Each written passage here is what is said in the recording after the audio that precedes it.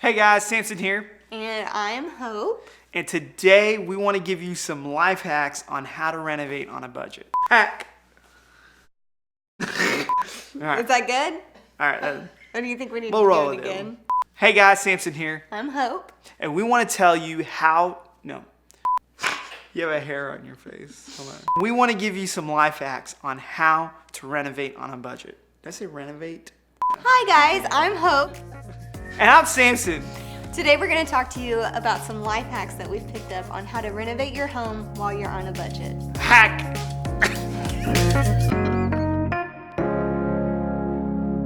So we've talked a little bit about how much debt we were able to pay off in 22 months, and that was about $95,000, and it took us 22 months to pay it off. What we don't talk about much is we had just moved into our home, which was a fixer-upper, to be kind.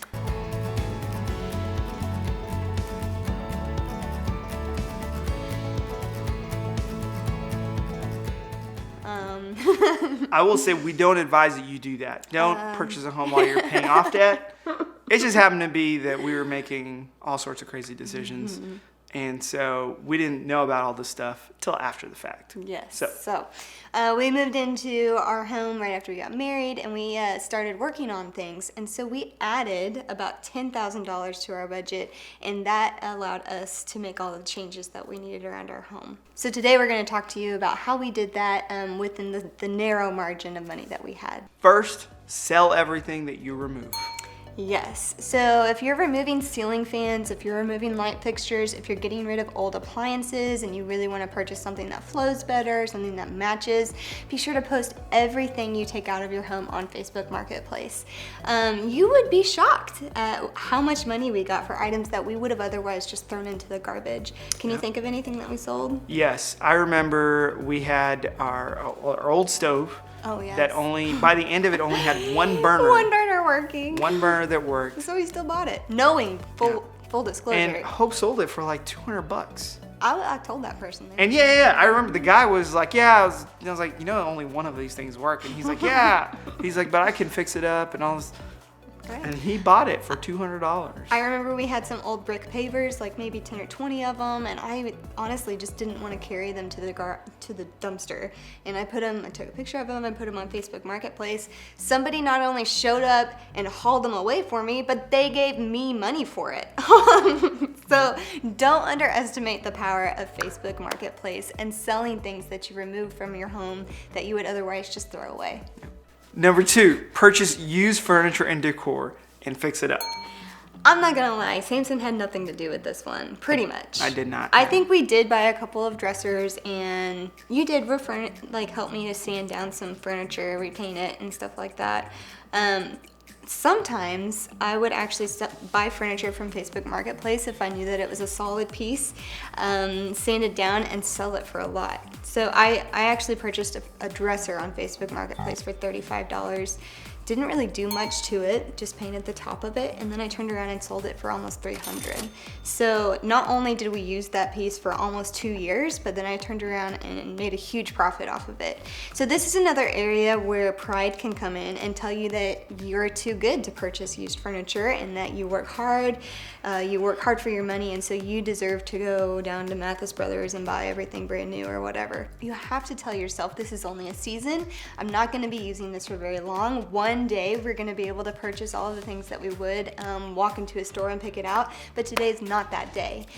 So just having that humility about yourself to recognize that this is the season that we're in for now. Yeah, and some of our favorite pieces in our home are actually things that we got used. In fact, there's a bookshelf or hutch that we're staring at right now that $65, and it's beautiful.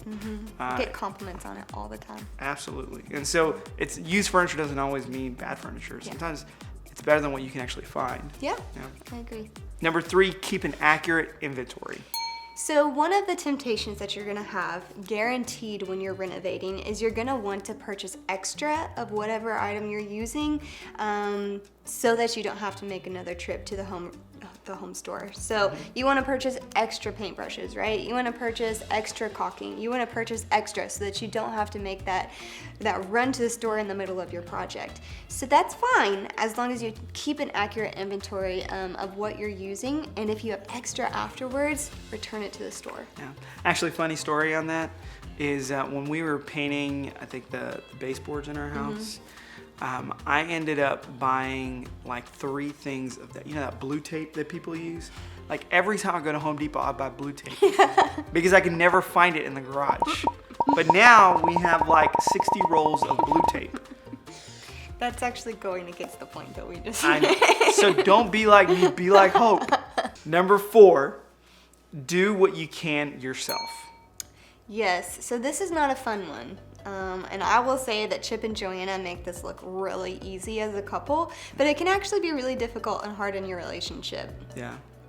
For example, scraping ceilings, popcorn ceilings can cost up to $6,000 to $10,000. Oh, you know what? Let me tell you about scraping popcorn ceilings. $6,000 to $10,000. So we were gonna go paint our house, right? And we're gonna do all the work ourselves.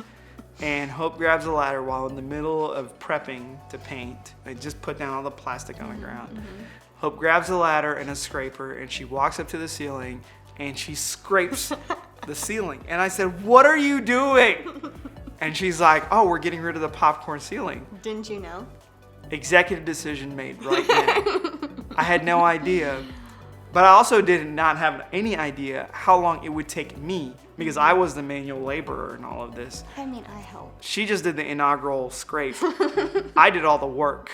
I helped. I was blowing popcorn ceiling out of my nose for weeks. Oh, yes. So do the work yourself. So we painted ourselves, we scraped the popcorn ceilings ourselves, we painted the ceilings ourselves, we painted the cabinets ourselves, Samson did all the baseboards. I mean, we did a lot of this ourselves. And so I remember, because we were actually dating, Samson had purchased the home and I came in to help him renovate before I even had a ring on my finger. And I remember painting these kitchen cabinets and I stopped because it's hard work, y'all. I stopped and looked at Samson, like mid-stroke, and I said, "If you ever marry somebody else and don't put a ring on this finger and some other woman uses these kitchen cabinets, I'm gonna burn the place down." Like. So that's why we're married now. Love. I'm sure Joanna Gaines has said that to Chip at some point. Sure. They just didn't get it on camera. Bedrock of every relationship is angry threats. Yeah. But he married me, so it worked. And here's the last thing: research best prices. Yes. So many times you'll just walk into a store out of convenience, Home Depot or Lowe's, which I feel like Home Depot and Lowe's are the prices are pretty comparable. Yeah. But every once in a while you walk in there and just as a matter of convenience, you pay more for an item instead of doing a little bit more research, whether that be looking up on Amazon or going to an outlet store. You can really find some really good prices at outlet stores. That's where we bought most of our tile, our flooring. Yeah. I don't really have anything to add to that one. There we go. Good thing you're cute. Hey guys, that's it for this one. We want to let you know, obviously it's not an ideal situation when you're in a house that is a fixer-upper while you were in the middle of paying off debt. And so we don't advise you get into it. However, if you're in the middle of it, or if you are just trying to be frugal in how you renovate your home, and these are some great tips to follow. Yes. Okay.